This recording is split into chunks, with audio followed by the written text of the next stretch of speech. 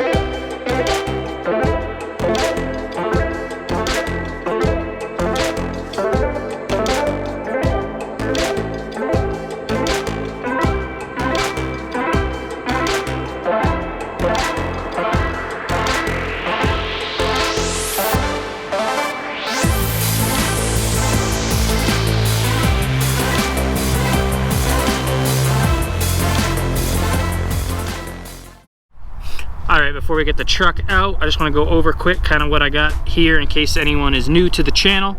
If you are new, please consider subscribing. So what we have here is the Hpi Scale Builders kit. I built it myself. It was a really fun kit to build. I really like the setup. So what we got going on with it is just a simple extra Traxxas system I had. So it's a 550 brushed motor, 21 turn with the Traxxas XL5 speed controller. I got a 3000 milliamp battery in here. I'm just rocking a adapter because this has got Dean's on it. I like to run XT90s, so I just have that adapter for this battery here. We have some old TRX4 wheels, and they do have some BF Goodrich crawler tires on there. Although I did run the foams one time in water and they got wet, but they seem to have dried out, and I even was trying to bake the glue off. I think I glued them too hard. I couldn't get the glue to come undone, so it actually kind of dried the foam out really good. So I was able to squeeze them till I got no more water, and they seem to be bouncing back pretty good.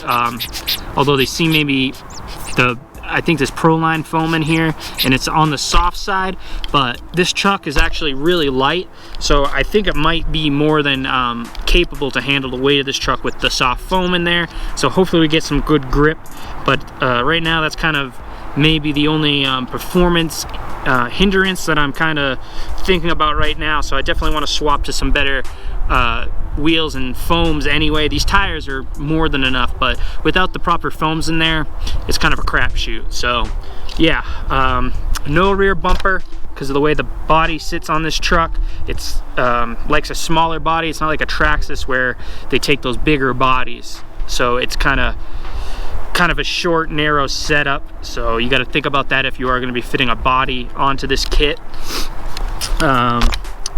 So things I like about the kit before we run it, comes with the aluminum links, are really nice. Comes with a lot of metal parts, so that's real nice. There's some brass inserts in the axles here, and it gives them some really nice weight. The suspension feels really good. I might have to go up on oil for the front, because with this forward motor setup, there's a lot of weight with the servo and stuff right on there. I've already gone up 5 from 15 to 20. I might have to bump it up to 25 because it feels just maybe not stiff enough for that weight, but hopefully we can figure that all out in this video. But the rear is really good. The rear is exactly what I like. It's really smooth. This system does use 2 springs, so you have a firmer spring up top with the softer one on the bottom. It's kind of like a little progressive style there, I guess they call that. The only thing about waterproof on this truck is the receiver box has a big hole in it where your wires come out, and they don't have anything to fill that in, so you want to be careful if you are going to try to run this truck in water. So I'll put the body on here. This is my 46 Power Wagon, and I'm just using hook and loop to get this on. So I got some Velcro here on the side steps, and on the shock posts I just put little pieces, and I didn't even put any posts in the back. These are just sitting right on top of the hoops, and the Power Wagon body actually looks really solid on here. I'm really digging it. I don't know if I'm gonna leave it on here. This might go on the shelf, as this was like my first body that I put a lot of time into, so I don't want to be flipping the truck over and damaging it any more than I kind of already have. One thing though is the bumper looks good right here on this, and it clears my wheels, but it's actually a pretty big hindrance on my approach angle. This is a Proline Ridgeline bumper.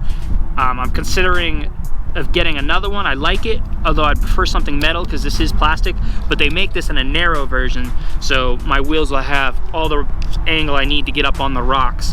So I do know that that is going to be one thing that might kind of set the performance back, is the approach angle on the front right now with that bumper sticking out.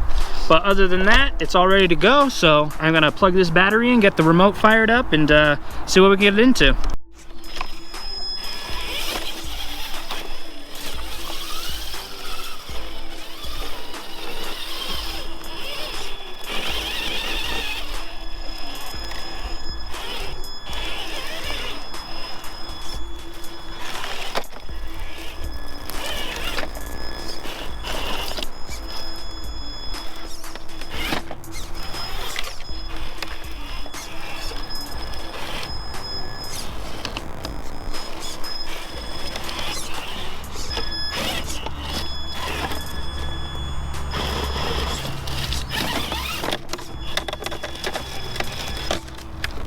Okay, I think that one was a little too steep to begin with. I kind of went like this. That's part of the battery being in the back. That's kind of something I really dislike about the truck, is the battery's all the way in the back. But they do make a upgraded battery case. Bauhaus makes one, so I'm gonna pick that up so I can mount the battery a little more forward.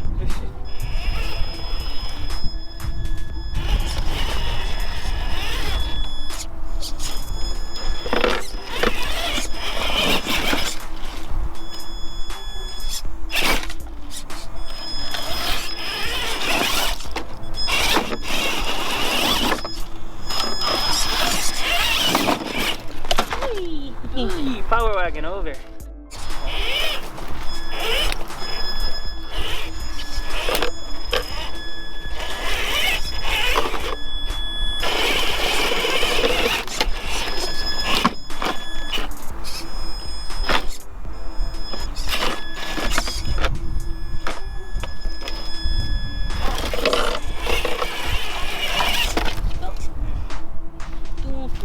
So far it doesn't seem very stable. It's tough because I'm used to my Blazer. I just spent a lot of time with it. So that's kind of what I'm comparing it to right now. And it doesn't feel buttery smooth yet, but that's why I'm doing this video. I'm trying to work out all the bugs. I gotta drive it a little bit.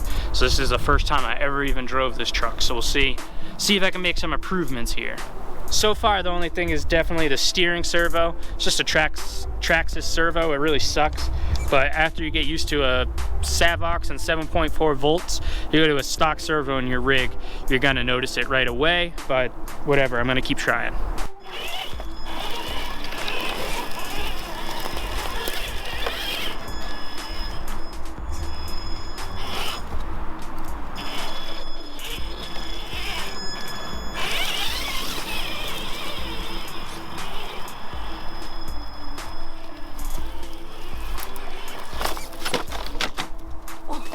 That's just my magnetic cooler.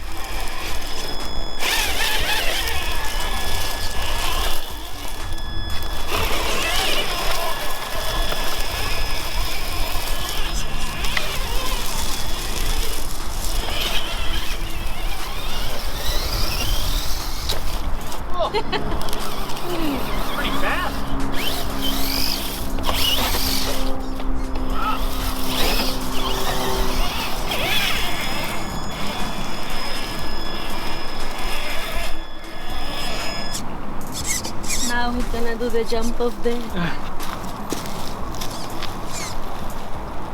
Yeah, my tires are rubbing on the body just a little bit. My tires are rubbing on my body just a little bit. To keep the scale look of that Power Wagon body, you kind of want to keep it low onto the chassis of the truck, but then you run into clearance issues. So I'm not quite sure that's going to be like 100% what I'm going to run on that truck. Maybe I might put that metric body on it. I've been kind of looking at that, the Proline metric body with Night Customs there. I think that that could be a really cool setup on this truck.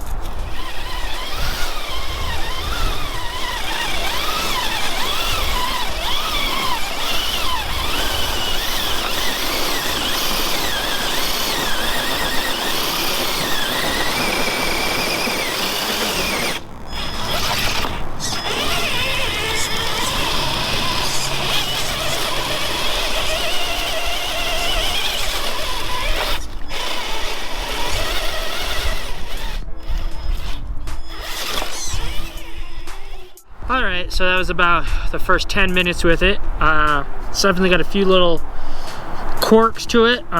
Feels smooth overall, but the side hilling seems to be very weak. It seems to want to flip very easy. And with this battery tray set up in the back, it's really not good. It doesn't have very good vertical climb at all. Even though I got this motor here, I mean, this is only a 3,000 milliamp pack, and it's still, you can tell that there's a lot of weight in the back. It doesn't seem very well balanced to the front. So the Bauhaus pack is just going to sit up here somewhere like that. I'm not sure it's how it goes, and then you can just strap your battery to it. So that definitely is an upgrade I'm going to do. My body is rubbing, so one thing I do like about the shock post mounts is it just uses these clips. So all I have to do is go up one hole here, slide my clip back in, and now my body will be up and my tires won't be rubbing. I wasn't sure because I hadn't used it. I just kind of liked how it sat really nice and low. The front bumper is definitely kind of a joke. I like the wordy made kind that just go around the frame, but this frame's really wide, so that's not gonna be able to happen. I'm gonna have to get a bumper that's not so wide. Otherwise, if I slide it all the way in for maximum clearance up here, my tires are gonna rub when I'm turned. So if I go back anymore, the bumper is gonna start rubbing. So I'll just get a different bumper, but the frame itself is actually a little wider, I think, than some of the other rigs, because I tried to fit something else in there and it didn't work. I can tell just by looking at it that I wouldn't be able to slide a wordy made bumper over the outside of the frame. Maybe I could get it on the insides, I'm not sure, but this setup's a little bit different than the Traxxas and Axial. But it does feel, you know, good overall. You know, time will tell. Everything seems to be staying together. The slipper clutch, I'm not 100% sure on. I think I have it tight enough. It takes a 10mm wrench, so you need a crescent wrench to tighten it. It's kind of a pain, but other than that, yeah, it's feels like a crawling rig. So I'm gonna keep testing it and see what else I can find.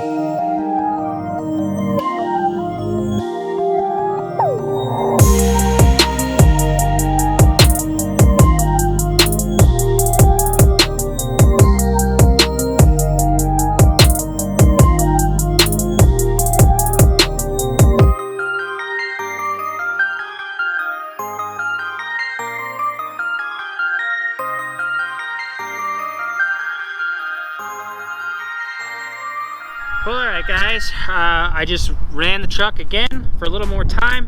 I adjusted my body post, and now that I don't have that rubbing issue, that is really better for me because I don't like listening to it and hearing that. I'm not sure if that was something that was kind of getting in there, but just trying to watch my box here because there's nothing to seal that in. I was going through some water in the snow here.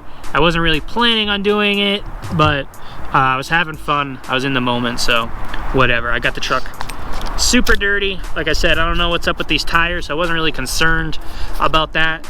So this isn't a proper test by any means, but I just kind of want to get the truck out on the dirt, see what it could do, and see how it felt. Overall, I say I'm pleased. It's not a disappointment, but I definitely need some more time with the truck to set it up. I believe foams will really help with the side hilling and maybe some suspension tuning. I really have to get rid of this battery box and put a smaller battery up over here.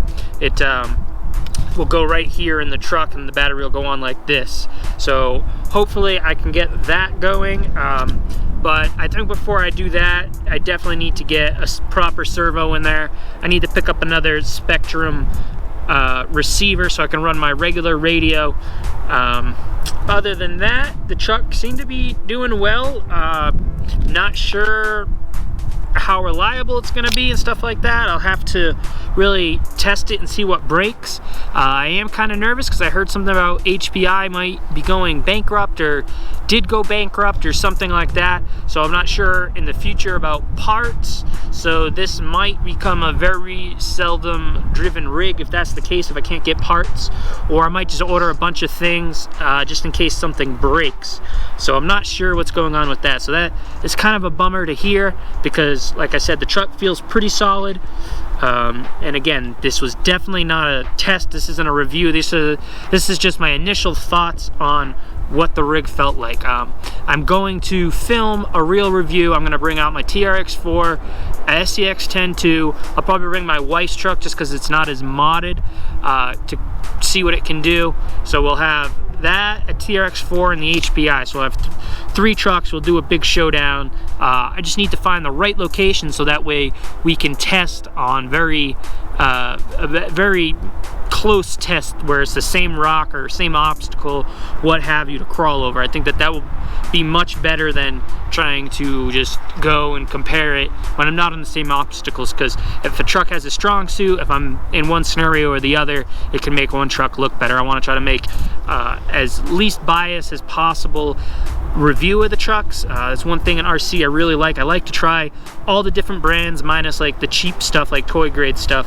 but HPI, Traxxas, Ventura, or whatever, I like to try all different kinds of things, so it helps you not really get biased towards one brand or the other. So, but yeah, so far so good.